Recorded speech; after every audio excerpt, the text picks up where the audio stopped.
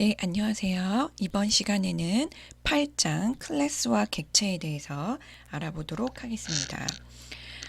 파이썬, R, 기타 등등 다른 객체 지향이 지원되는 언어에서 클래스라고 하는 나만의 새로운 자료 구조는 굉장히 중요한 개념입니다. 그래서 기본적으로 클래스가 왜 등장을 하게 됐는지 자세히 살펴보고요.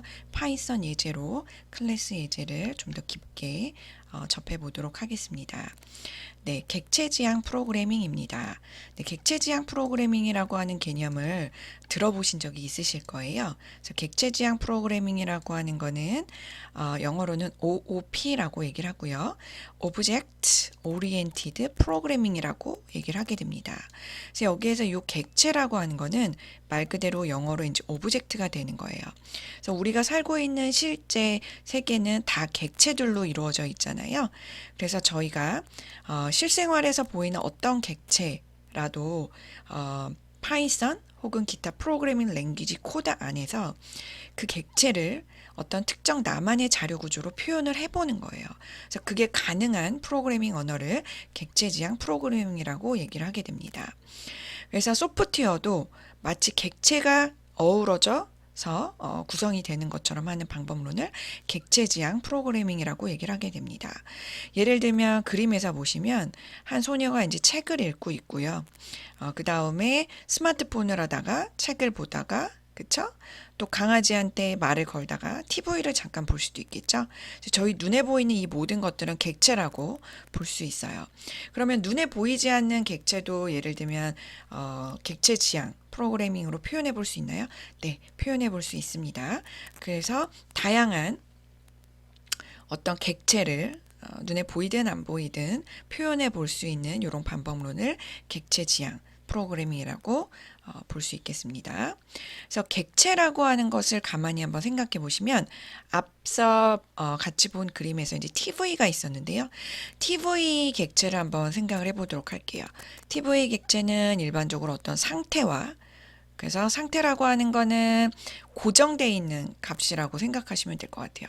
물론 저희가 그 변수 안에 데이터를 변경시키면 변수의 값은 변화될 수 있지만 일반적으로 변수, 저희가 알고 있는 변수가 이제 상태가 되고요. 저희가 알고 있는 함수 있잖아요. 어떤 액티비티를 가지고 있는 걸 동작이라고 하게 됩니다. 그래서 어떤 객체든 간에 객체는 일반적으로 상태와 동작을 가지고 있어요. 그래서 상태는 state라고 표현을 하고요. 동작은 behavior라고 얘기를 하게 됩니다. 그래서 너무 기본적인 개념이지만 이 페이지는 사진을 찍어 주시고 스마트폰으로 저희가 객체 지향 프로그램이 좀 익숙해지기 전까지는 좀 눈도장을 많이 찍어 주시면 좋을 것 같아요. 자, 그 다음에 요런 객체라고 하는 것을 저희가 정말로 코드상에서 표현을 할 때는 앞서 설명드린 각각의 요런 상태를 필드라고 보실 수가 있겠고요. 요런 동작을 코드상에서는 메서드 함수라고 볼 수 있겠습니다. 그래서 요런 필드라고 하는 것과 메소드를 합쳐서 일반적으로 객체를 표현할 수 있다. 이렇게 볼 수가 있겠어요. 그래서 상태, 그죠? field 이런 것들은 다 어떻게 보면 인스턴트 변수, 변수의 변수. 그리고 동작 이런 것들은 메소드라고 볼 수 있겠습니다. 그래서 클래스라고 하는 것은 무엇이냐? 이 그림이 굉장히 잘 보여주고 있어요. 클래스라고 하는 거는 어떻게 보면 유일하게 프로그래머가 디자인을 해서 만든 새로운 데이터 구조입니다. 그래서 이런 클래스를 가지고 내가 원하는 만큼 객체를 여러 번 생성을 할 수가 있어요. 그래서 클래스로부터 만들어지는 요 각각의 객체를 클래스의 인스턴스라고 얘기를 합니다. 인스턴스. 그래서 저희 와플 기계가 있다고 했을 때 저희가 와플 기계를 일반적으로 여러 개 사지는 않잖아요. 그리고 여러 개 살 때는 와플 기계마다 뭔가 다른 특징이 있기 때문에 사는 거겠죠. 예를 들면 정말로 와플 동그란 모양의 와플을 만들어주는 기계도 있을 수 있고 네모난 모양의 와플을 만들어주는 기계도 있겠죠. 그러니까 뭔가 클래스라고 하는 거는 겹치지 않고 유일하게 그쵸? 특정 객체를 나중에 생성하기 위해서 내가 디자인하는 자료 구조입니다. 근데 이런 자료 구조 클래스가 존재하게 되면 내가 그 클래스를 이용해서 객체는 얼마든지 생성을 할 수가 있는 거예요. 그래서 요 클래스 기계를 이용해서 내가 이 클래스 안에 예를 들면 밀가루하고 우유만 넣어서 와플을 만들면 이런 흰색 와플이 나올 수도 있고, 만약에 내가 조금 독특하게 초코 와플을 만들고 싶어요. 그러면은 요 클래스를 약간 변형을 해가지고 내가 초코가루와 우유를 넣게 되면 동그란 초코 와플이 나오게 되겠죠. 기타 등등 같은 와플도 여러 개 만들 수 있고 내가 약간 변형을 해서 새로운 와플도 만들 수 있다라는 거. 그래서 클래스와 객체는 다릅니다. 근데 사실 어떤 학생분들은 시간이 좀 많이 지나면 클래스와 객체 사이의 차이점을 헷갈려 하세요. 그리고 구체적으로 뭐냐고 물어보면 대답을 아주 클리어하게 아주 명확하게 못하는 경우도 있어요. 자, 제가 앞서 설명드린 것처럼 클래스라고 하는 거는 설계도입니다. 설계도. 그래서 클래스는 설계도고요. 그러니까 설계도는 하나죠. 이 설계도를 통해서 만들어지는 게 객체입니다. 그래서 클래스의 인스턴스라고 볼 수가 있겠어요. 이 두 개의 차이점을 꼭 알고 계셔야 됩니다. 그래서 클래스와 그죠? 객체란 무엇인가? 그래서 앞서 설명드린 것처럼 클래스라고 하는 거는 설계도예요. 설계도. 그죠? 그 다음에 그 클래스로부터 만들어지는 각각의 객체. 그죠? 요 객체는 클래스로부터 만들어지는 인스턴스다. 요거를 꼭 기억해 주시면 좋을 것 같고요. 요 페이지는 너무 상식적이고 익숙해져야 되는 페이지이기 때문에 사진을 찍어 주시고 역시 눈도장을 매일 찍어 주시면 너무너무 좋을 것 같아요. 그래서 사진 찍으셨으면 다음으로 넘어가도록 하겠습니다. 네, 그 다음에 이제 캡슐화라고 하는 개념이 있어요. 그래서 캡슐화라고 하는 것은 무엇인가 하면 일반적으로 저희가 프로그램 코드를 짤 때는 어떤 데이터, 그죠? 특정 데이터들을 다루고 그 다음에 저희가 생각한 문제를 풀기 위해서 순차적으로 나열하는 이런 알고리즘이 필요하잖아요. 근데 이런 데이터와 알고리즘을 하나로 묶고 공용 인터페이스만 제공하고 구현 세부 사항을 감추는 것을 캡슐화라고 얘기를 하게 됩니다. 그래서 이 캡슐화라고 하는 개념이 굉장히 중요한데요. 캡슐화를 한번 보시면 영어로는 encapsulation이라고 얘기를 해요. 그래서 쉽게 말하면 인터페이스만 제공하는 거예요. 아, 이거를 사용하고 싶으면 어떻게 쓰세요.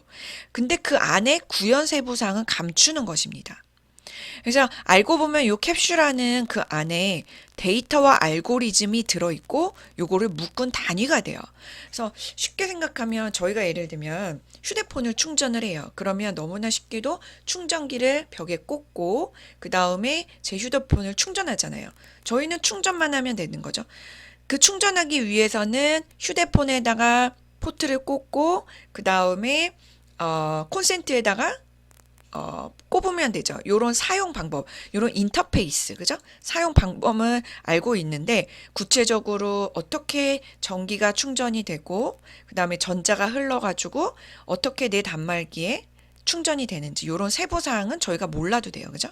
그래서 그런 것도 캡슐화예요. 캡슐화. 그래서 제가 드린 요런 예시처럼 저희도 어떤 문제를 풀고 싶은데 아주 구체적인 구현 사항은 감추고 그것의 사용 방법, 인터페이스만 제공을 하는 개념이 캡슐화가 되겠습니다. 그래서 이런 캡슐화 개념도 사진 찍어놔 주시고요. 캡슐화 개념은 앞으로 계속 등장을 할 거기 때문에 예제를 바탕으로 저희가 좀 더 깊게 살펴보도록 하겠습니다.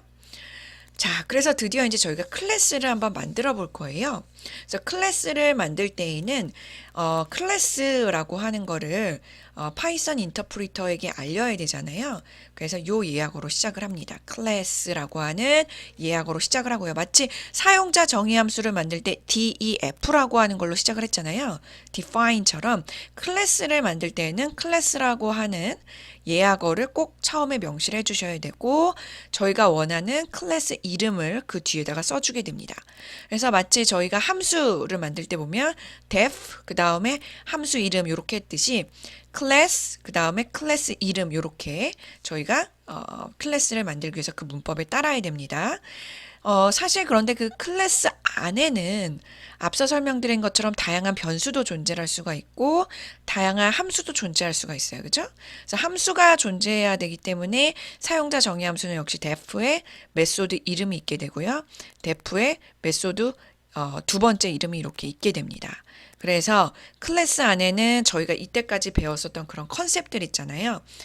변수, 데이터, 사용자 정의 함수, 뭐 표준 함수, 기타 등등이 클래스 안에 들어갈 수 있는 거예요. 개수에 상관없이요. 다만 클래스 안에 있는 사용자 정의 함수는 항상 요 셀프라고 하는 첫 번째 파라미터 매개 변수가 존재를 하게 됩니다. 그래서 저희가 클래스 밖에 있는 사용자 정의 함수는 요 셀프라고 하는 매개 변수가 없고요.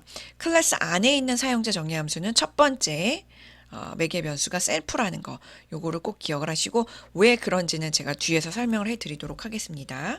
그래서 요 페이지도 사진을 찍어주시고 물론 클래스라고 하는 개념을 다른 프로그래밍 언어를 배우시면서 알고 계신 분도 있고 뭐 기타 다른 저희 학교에 교과목을 통해서 파이썬을 기초를 배우시면서 클래스라고 하는 컨셉도 이미 들으시고 클래스를 디자인하기 위해서 필요한 예약어라던가 어떤 사용자 정의 함수의 형태 이런 것들도 이미 알고 계신 분도 있으실 거예요. 하지만 시간이 지나면 조금씩 잊어버릴 수 있기 때문에 본인이 짜투리 시간이 조금 더 노력하셔가지고 익숙할 수 있도록 계속 눈도장을 찍어주시면 큰 도움이 될 것 같아요. 그래서 클래스를 작성을 하면서 또 하나 주의사항은 이런 식으로 콜론이 이렇게 존재를 한다는 겁니다. 예, 그래서 사실 콜론을 저희 프로그래머가 놓칠 수도 있어요. 그러면 콘솔에서 에러로 보여주거든요. 그러면 그때 맞다 여기 콜론이 있어야 되지 라고 하면서 본인이 에러를 해석하시고 그때 콜론을 그 자리에 넣으셔도 돼요. 왜냐면 에러가 나면 보통 몇 번째 줄이라고 하는 것도 나오기 때문에. 근데 아무튼 시간이 좀 걸리잖아요. 미리세컨드라도. 그래서 가능하면 문법에 맞춰서 처음부터 잘 코드를 짜면 에러를 고치는 시간을 좀 줄일 수가 있겠죠. 그래서 이 콜론의 의미는 뭐냐면 continuous라고 얘기를 했어요. 그래서 이런 클래스가 있다. 아직 코드가 끝나지 않았으니 연속적으로 continuous 들여쓰기가 되어 있는 다음 코드를 읽어라 라고 하고 또 그 코드를 해석을 하면서 이 함수도 역시 끝나지 않았으니 연속적으로 continuous 들여쓰기 되어 있는 부분을 해석해 봐라 이런 식으로 또 다른 사용자 정의 함수 뒷부분에 또 콜론을 하고 아직 끝나지 않았으니 들여 쓰이는 부분을 이 부분을 해봐라 이렇게 될 것 같아요. 그래서 사진 찍어주시고 처음으로 클래스 예제를 한번 살펴보도록 하겠습니다.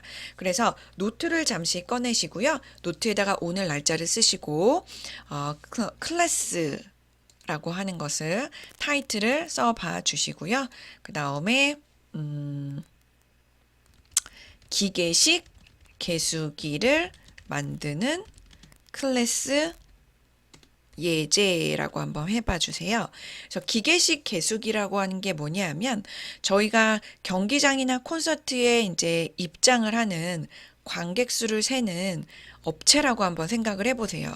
그러면 사용자한테 어떤 들어올 때마다 종이표를 나눠주면서 수동으로 셀 수도 있겠고 아니면 뭐 팔찌 같은 거를 채워가지고 그 팔찌가 몇 개 소모가 됐는지 카운트할 수도 있겠죠.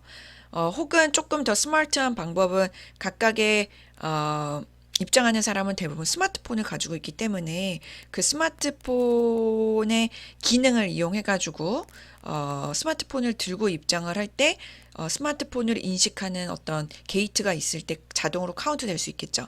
마치 아마존 고우처럼요. 아마존 고우가 뭐냐면 무인 편의점이라고 보시면 돼요. 그래서 뭐 미국에 있는 여러 주에서는 이미 아마존 고우가 오픈이 되어 있잖아요. 그래서 혹시 시간 되시는 분들이나 궁금하신 분들은 유튜브에서 아마존 고우라고 한번 타이핑하고 한번 쳐보세요. 한 2분 정도 영상짜리도 많은데 굉장히 재밌어요. 그래서 사용자가 스마트폰을 들고 게이트를 지나서 들어가게 되면 편의점에서 본인이 봉투에다 원하는 물건을 담아서 역시 바로 그냥 그 게이트를 통과해서 나와요. 그러면 그 순간 자기 스마트폰에 당신의 신용카드에서 지금 아마존 고에서 물건 뭐뭐를 샀기 때문에 총 얼마가 결제가 됐다. 이런 식으로 굉장히 시간을 세이브하면서 무인 마켓에서 관리하는 직원도 없기 때문에 매니저 입장에서는 인건비도 안 들고 이런 다양한 요즘에 스마트한 시스템이 많은데요. 기타 등등 그런 개념이 있음에도 불구하고 지금 경기장이나 콘서트에서 입장하는 관객 수를 셀 때 요 업체는 기계식 개수기, 그래서 지금 앞서 보이나요? 예. 요런 이렇게 생긴 개수기예요. 그래서 요거를 이용해 가지고 리셋을 시켰다가 사용자나 그 관객 수가 들어올 때마다 인크리즈먼트를 해요. 그래서 다 들어왔다라고 하면 이때까지 총 얼마가 몇 명이 들어왔느냐 결과를 출력을 해보는 그런 기능을 가진 기계식 개수기를 저희가 코딩을 한번 해보려고 합니다. 이때까지의 코드랑 약간의 다른 점이 있다면 어떻게 보면 일단 쉽게 접근할 수 있는 건 첫 번째는 어떤 눈에 보이는 객체, 그죠? 눈에 보이는 실생활 속의 객체를 저희가 그 기능을 클래스라고 하는 개념으로 해서 코드를 한번 작성해 보는 거예요. 만약에 교수님 그런 클래스를 사용하지 않고 할 수 있는 방법은 없나요? 라고 볼 수 있겠지만 사실 그 기계식 개수기를 사용하지 않으면 이런 기계식 개수기를 저희가 어떤 특정 숫자 혹은 문자로만 표현해 볼 수 있을까요? 제가 대략 1분 정도를 드릴 테니까 잠시 동영상 멈추시고요. 한번 노트에다가 컴퓨테이셔널 띵킹, 즉 각각의 기능의 분해, 그리고 어떤 패턴이 존재하는지, 그 다음에 핵심 요소는 무엇인지, 꼭 이 문제에서 있어야 되는 알갱이 무엇인지, 1, 2, 3번이 되면 그 1, 2, 3을 순차적으로 나열하는 알고리즘은 어떻게 되는지 한번 한글로 먼저 노트에다가 1분 정도 풀어봐 주시면 좋을 것 같습니다.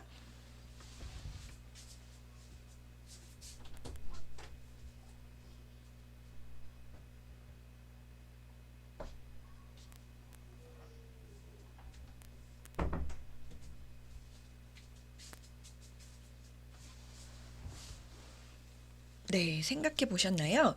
네, 그쵸. 자, 여기에서는 앞서 제가 설명을 드린 것처럼 기계식 개수기는 특정 숫자, 특정 문자로 그 기능과 그 특징을 표현할 수가 없어요. 그래서 저희가 요거는 클래스라고 하는 개념을 이용해야겠다.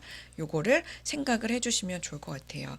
물론 사용자 정의 함수만 여러 개 만들어 가지고 지역 변수와 뭐 전역 변수를 잘 결합해 가지고 표현해 볼 수는 있겠죠. 하지만 그 사용되는 다양한 함수들과 변수나 요런 개념들이 결국에는 기계식 개수기라고 하는 특정 객체를 위해서 존재하는 거잖아요. 그러니까 그거를 클래스라고 하는 어떤 봉투 안에다가 이 클래스, 이 봉투 안에 있는 함수들과 변수들의 조합은 정말 기계식 개수기라고 하는 객체를 위해서 존재를 한다. 라는 개념으로 클래스로 한번 이렇게 묶어주는 것입니다. 그래서 기능은 앞서 설명드린 것처럼 일단은 처음에 0명이라고 초기화를 시켜야 되는 기능이 필요하겠죠. 그리고 사용자가 들어올 때마다 관객이 들어올 때마다 증가시키는 기능이 필요할 거고 최종적으로 사람이 다 들어오면 결과를 출력하는 여기서 이제 get이라고 하는 결과를 얻어내는 함수로 표현을 했는데 이런 기능의 분해에 따른 함수가 필요할 것 같아요. 그죠? 그리고 그 관객 수를 처음엔 0으로 저장했다가 한 명씩 들어올 때마다 증가시킬 때 변수에 저장해야 되는 특정 변수가 필요하겠죠? 그래서 이런 식으로 내가 기능을 분해를 해볼 수가 있습니다. 마찬가지로 저희가 사용자가 관객자가 들어올 때마다 하나씩 증가시키는 어떤 패턴이 존재할 것 같고요. 그리고 여기서 꼭 필요로 하는 거는 관객이 증가될 때마다 확실하게 하나씩 증가돼야 되는 그런 데이터를 저장하는 변수가 꼭 필요하다. 여기까지 되면 그거를 순차적으로 나열하는 알고리즘을 필요하다라는 걸 노트에 흔적을 남기시고 본인의 포트폴리오 워드 파일에다가는 제 설명을 듣고 조금 더 정리하셔가지고 남기시면 좋을 것 같아요. 그래서 앞서 설명드린 것처럼 카운터라고 하는 클래스 일단 예하고 클래스로 시작됐고요. 여기에서는 클래스의 이름을 카운터라고 지었어요. 이름을 뭐 머신 카운터라고 줘도 좋고요. 클래스 이름도 자유입니다. 하지만 이 클래스의 특징이 상상될 수 있도록, 설명될 수 있도록 클래스 이름을 짓는 게 중요하겠죠? 아무 관련성이 없는 이름으로 클래스 이름을 지으면 저희가 이 클래스는 무슨 기능을 하지? 하면서 유추해 볼 수가 없잖아요. 그래서 특히 다른 많은 사람들과 나중에 졸업 전후로 연구원들과 코드를 작성하실 때에는 일반적으로 변수 이름, 함수 이름, 클래스 이름, 파일 이름, 모듈 이름, 패키지 이름 다 그 특징이 유추되도록 짓는 게 에티켓입니다. 왜냐하면 그 코드를 혼자 작성하고 혼자 해석하는 게 아니잖아요. 그죠? 다른 사람에 대한 배려예요. 자, 그래서 카운터라고 하는 클래스 안에는 리셋 기능을 해주는 함수와 인크리먼트를 해주는 함수와 get 해주는 함수가 필요하다는 거예요. 그죠? 그래서 어떤 그 액티비티, 동작을 표현해 주기 때문에 함수로 저희가 표현을 해봤습니다. 그래서 클래스라고 하는 사용자 정의 함수는 항상 셀프라고 하는 매개 변수가 있어야 돼요. 그래서 외부에서 이 클래스를 사용을 할 때 외부에서 인수로 넘겨오는 그 데이터를 받아서 처리해야 되는 부분이 결국에는 셀프가 되겠습니다. 그래서 요런 그 매개 변수라고 하는 개념이 클래스 안에 있는 사용자 정의 함수에는 항상 셀프로 이렇게 존재를 하고요. 요 셀프라고 하는 것 안에 이게 속해 있는이라고 이제 표현을 했잖아요. 속해 있는 지역 변수 count. 셀프라고 하는 객체 안에 포함되어 있는 count라고 하는 지역 변수. 그 다음에 이런 것들이 최종적으로 결과가 나오게 되면 또 역시 셀프라고 하는 객체 안에 포함되어 있는, 그러니까 이 점이라고 하는 건 including이라고 얘기했죠. 포함되어 있는 지역 변수 count를 이렇게 리턴을 해주게 되게 됩니다. 그러면 외부에서 요거를 받아가지고 제가 요 클래스 안에서 어떤 일이 일어났었는지를 최종 결과로 받아볼 수가 있겠죠. 그래서 어떻게 보면 저희가 뒤에 예제에서 이제 많이 살펴보겠지만 클래스라고 하는 거는 어떤 특징, 그쵸? 어떤 기능을 공통적으로 수행하는데 동시에 활용될 수 있는 다양한 사용자 정의 함수와 변수들의 조합이라고 보시면 될 것 같습니다. 그래서 제가 클래스라고 하는 걸 표현을 할 때 나만의 자료 구조다라고 이렇게 표현을 했는데 그 이유는 저희가 일반적으로 알고 있는 자료 구조는 뭐 문자열, 숫자, 뭐 소수점, 요런 플로트, 실수형 요런 게 될 수 있잖아요. 키보드상에서 저희가 타이핑을 쉽게 할 수 있는. 근데 요런 기본 자료 구조로는 표현할 수 없는, 그죠? 이런 기본적인 데이터형으로 표현할 수 없는 그런 또 다른 자료 구조, 나만의 자료 구조죠. 제가 유일하게 만든. 그래서 다른 사람은 그런 자료 구조가 그런 클래스가 있는지 몰라요.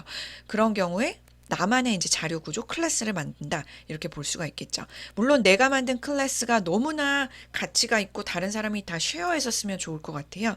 그러면은 표준 쪽으로 이제 등록을 해가지고 퍼블릭하게 다른 사용자들도 다 사용할 수 있도록 그렇게 만드는 그런 폴리시도 있습니다. 그래서 저희도 나중에는 그럴 수 있는 능력을 키우는 게 좋겠죠. 근데 다만 지금 저희 수준에서는 저희가 만든 클래스를 가지고 저희가 궁금해하는 문제를 효율적으로 푸는데 사용하는 게 일단은 저희의 첫 번째 목적이 되겠습니다. 네, 그러면 교수님 클래스를 만들었어요. 그러면 이 클래스를 사용하고 싶으면 어떻게 되나요? 자, 마치 저희가 사용자 정의 함수도 사용자 정의 함수를 define만 해놓으면 그냥 메모리 안에 가만히 있는 거지 그게 정말로 사용이 되고 있는 걸까요? 아니죠.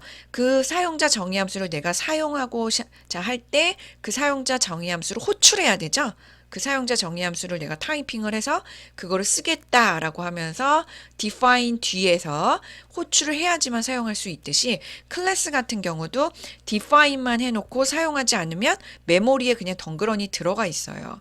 그래서 저희가 만약에 이걸 사용하고 싶으면 객체를 생성해야 됩니다. 네, 객체를 생성하는 방법은 클래스 이름 가로 열고 닫고 클래스를 호출하는 거예요. 마치 함수 호출처럼요. 그래서 클래스로 호출하면서 객체 이름을 제가 마음대로 짓는 거예요. 그래서 이번에는 객체 이름을 A라고 지었습니다. 그래서 요 객체 안에 포함되어 있는 A라고 하는 객체는 알고 보면 클래스 안에서 생성된 클래스가 가지고 있는 모든 기능을 사용할 수 있도록 만들어진 객체잖아요. 그렇기 때문에 그 객체 이름 점 하게 되면 그 객체 안에 이미 그 클래스 안에 포함되어 있는 뭐 reset, increment, 그 다음에 get이라고 하는 함수를 내가 사용할 수 있는 거예요. 그래서 일단은 reset이라고 하는 함수부터 사용을 하고 그 다음에 하나 증가를 시키고 그 다음에 하나 증가됐을 때 예를 들면 값을 얻어서 출력을 해보는 거죠. 그래서 한번 요거를 실습을 해보도록 하겠습니다. 일단 저는 이제 카피 앤 페이스트를 하지만 학생분들은 꼭 직접 타이핑을 해봐 주시면 좋을 것 같아요. 그래서 항상 저자가 누군지 습관적으로 써주시고 데이트, 오늘 날짜가 언제인지, 그 다음에 subject는 카운터 클래스죠. 자, 그 다음에 사용자 정의 함수처럼 클래스를 define을 하게 되고 객체 생성을 통해서 이 클래스를 이제 직접 사용을 해보는 겁니다. 그래서 F5를 누르고 오늘 날짜에 본인 4번, 영어 이름, 그 다음에 카운터 클래스라고 하고 누르시면 다음과 같이 결과가 이제 났어요. 카운터 A의 값은 1이다. 이렇게 나와 있죠. 만약에 여기서 다시 한번 실행을 해볼게요. 그래도 여전히 카운터 A 값은 1입니다. 교수님 왜 2가 아닌가요? 자, 왜 그런가 하면 F5를 눌러서 F5는 momo.py 파일에서 눌러야 되죠. 눌렀을 때 매번 기계 입장에서는 메모리에다가 클래스를 집어넣고 요 A라고 하는 객체를 그쵸 매번 새로 생성을 하게 돼요. 그래서 리셋을 하잖아요. 요 리셋이라고 하는 거는 결국에 카운터 값을 0으로 만들잖아요. 그러니까 전에 내가 실행했을 때 요 카운터 값이 몇이었었는지 의미가 없는 거죠. 그죠? 그래서 만약에 그럼 교수님 요 인크리지먼트를 한 2번, 3번 이렇게 하고 싶으면 어떻게 해야 되나요? 여러 가지 방법이 있죠. 요 인크리먼트라고 하는 함수를 요 뒷줄에다가 여러 번 호출하거나 아니면 포문으로 사용자 관객 수만큼 요거를 돌리면 되겠죠? 그런 식으로 해서 본인이 플립트 러닝으로 수정을 해보셔가지고 앞으로는 저희가 이제 거의 일단 파이썬 코드, 그 다음에 파이썬 문법, 예제 등등을 거의 2달 이상 배웠기 때문에 완전 초보자는 당연히 아니에요. 게다가 저희 학교에서는 기초 교양 과목이라던가 아니면 글로벌 융합 학부에서 뭐 컴퓨팅 사고라던가 다른 교과목에서도 제가 알기로는 파이썬 인터프리팅 언어를 이용해가지고 슈도코드화부터 해가지고 어느 정도 난이도 있는 예제를 다루는 걸로 알고 있어요. 그렇기 때문에 자기가 본인이 궁금한 거를 얼마든지 확장할 수 있는 당연히 캐파빌러티를 가지고 있거든요. 그래서 제가 말하지 않아도 본인이 좀 더 다양하게 확장을 해보시고 본인이 노력하는 적을 본인 워드 포트폴리오 파일에 붙여서 제출해 주시면 제가 자세히 살펴보고 학생들의 난이도, 상태, 이해도 이런 것들을 추적해 보는데 참고를 해보도록 하겠습니다. 그래서 다음과 같이 카운터라고 하는 클래스 안에서 여러 가지 함수들이 있는데 A라고 하는 객체를 통해서 정말로 그 클래스 안에 있는 함수를 사용을 해보고 그 다음에 그 클래스 안에 있는 카운터라고 하는 변수도 역시 제가 가지고 와서 사용을 해본 개념을 봤습니다. 그래서 여기까지 해가지고 잠깐 한번 정리를 해보자면 다시 한번 제가 정리를 해봐 드리자면 사실 클래스와 객체의 차이점에 대해서 얘기를 할 때 클래스라고 하는 거는 객체에 대한 설계도죠. 그 다음에 클래스로부터 만들어지는 각각의 객체를 그 클래스의 인스턴스라고 얘기를 했어요. 그죠? 그러면서 사실 조금 더 중요하다고 볼 수 있는 개념은 뭐냐 하면 요게 될 수 있겠죠. 클래스는 설계도일 뿐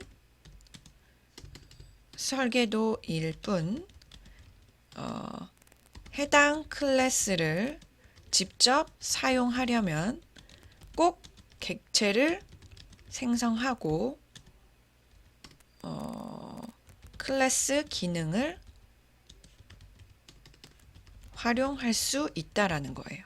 이해되시죠? 네, 그래서 보시면 클래스는 설계도일 뿐이에요.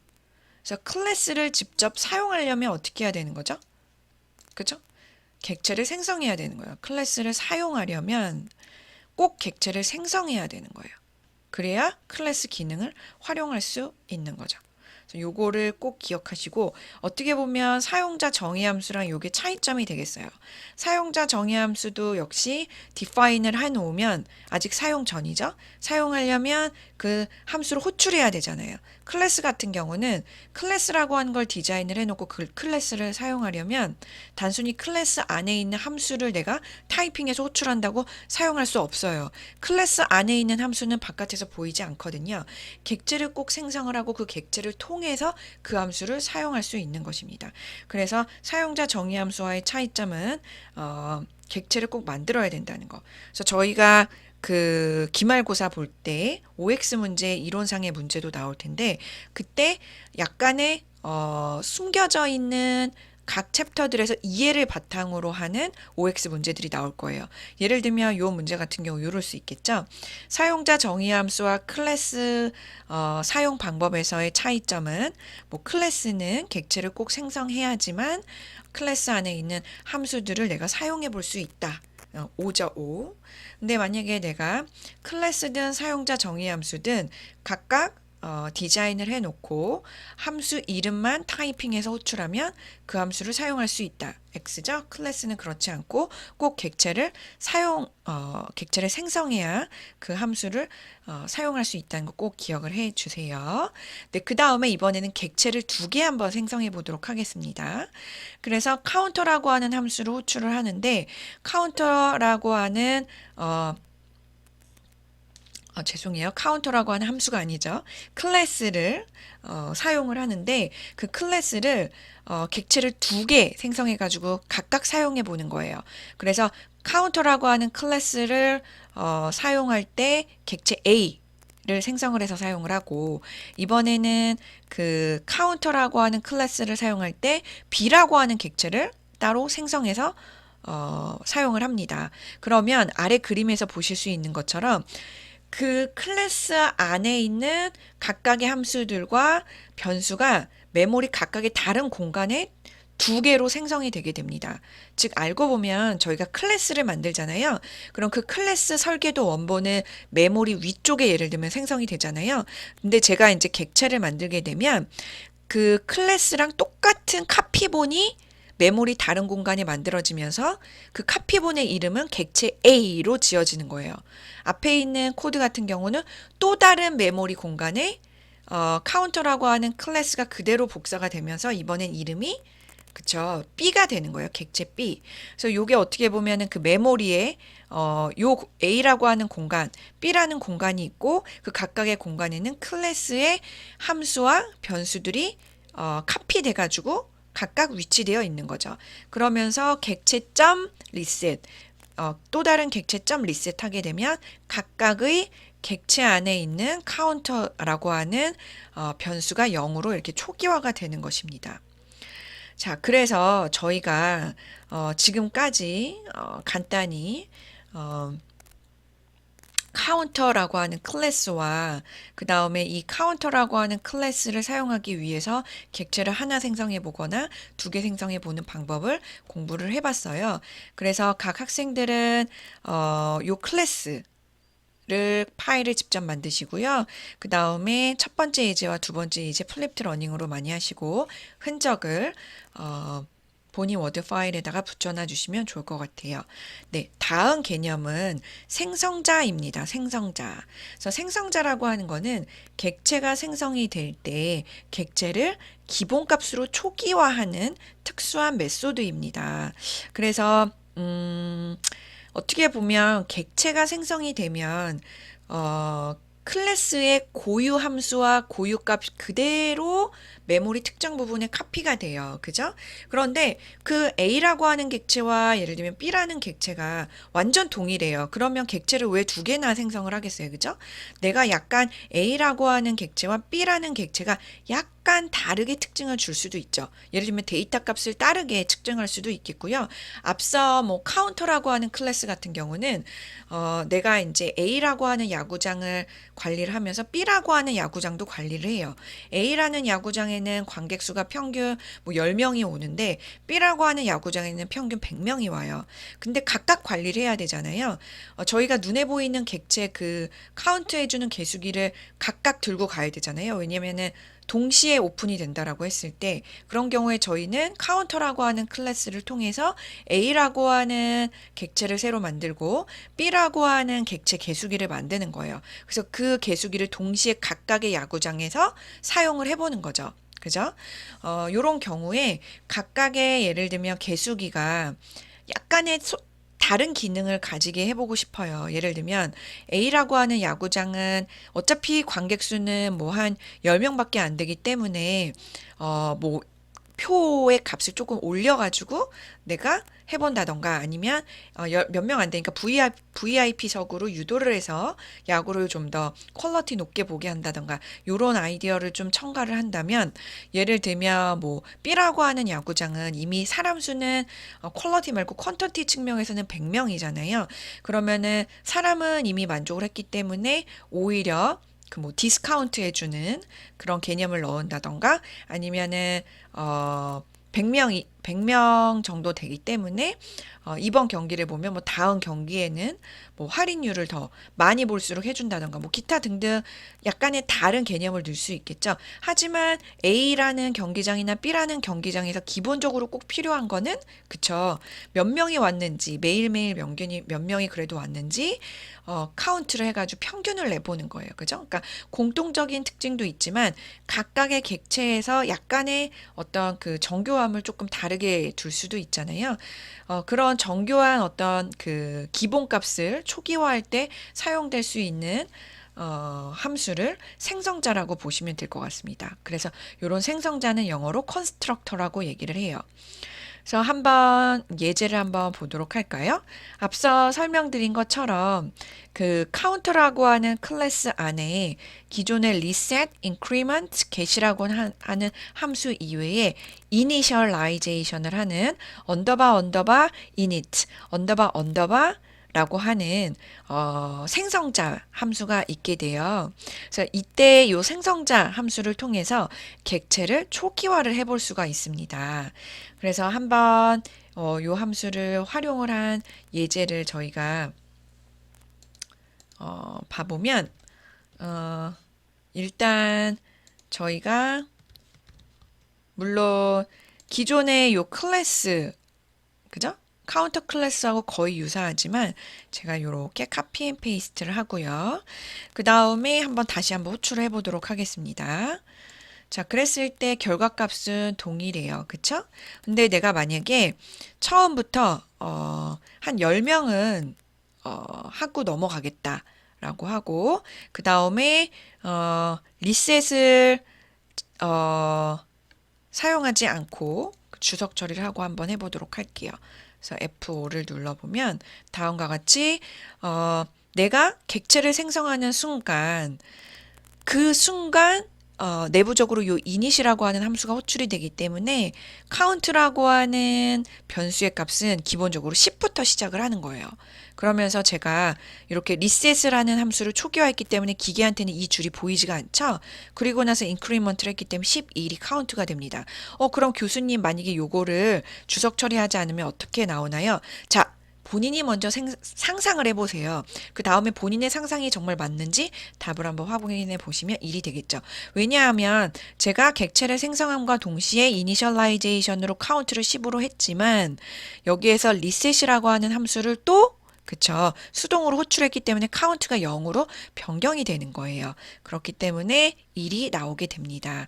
그래서 다음과 같이 카운터라고 하는 클래스에는 다양한 함수들이 있을 수 있는데 사실 클래스 안에 생성자가 있는 거는 거의 커먼 센스로 의무예요. 맨데토리예요. 그래서 요 생성자를 통해서 그 클래스 안에 있는 다양한 함수들을 다양한 변수들을 객체 안에 있는 변수들을 초기화해 주는 게 좋고요. 요 초기화하는 함수가 있기 때문에 사실 요 부분은 필요가 없는 거겠죠. 왜냐면 리셋은 필요가 없죠. 하지만 만약에 이런 경우 필요할 수 있죠. 객체를 처음에 생성을 했어요. 그래서 초기화를 했는데 제가 10명 단위로 개수기를 초기화 시키고 싶은 거예요. 지금까지 100명, 뭐 10명이든 100명 들어왔습니다. 그러면 객체를 또 생성하는 게 아니고 같은 객체인데 내가 그냥 단순히 개수기에 카운트 값만 0으로 초기화하고 싶을 때 이런 리셋이라고 하는 함수를 호출해서 사용하게 됩니다. 그래서 때로는 생성자도 필요를 하고 때로는 리셋이라고 하는 수동적인 리셋을 위해서 이런 함수도 필요하다는 것을 꼭 기억해 주시면 좋을 것 같고요. 그래서 객체 지향 프로그래밍, 그래서 클래스와 객체의 차이점, 본 동영상에서 설명을 해 드렸습니다. 네, 다음 영상에서 또 다른 예제와 그 다음에 클래스와 객체에 대해서 지속적으로 설명을 더 해 나가도록 하겠습니다. 그래서 여기까지 한 내용을 본인이 충분한 시간을 가지고 플립트 러닝 해주시고요. 파이썬 콘솔에서 궁금한 거 많이 질문하시고 역시 저한테도 질문 언제든지 편하게 해주시고요. 본인이 하고 싶은 내용을 충분히 확장하셔가지고 코드를 많이 다각도에서 테스트해 봐 주시면 좋을 것 같습니다. 네, 이상입니다. 감사합니다.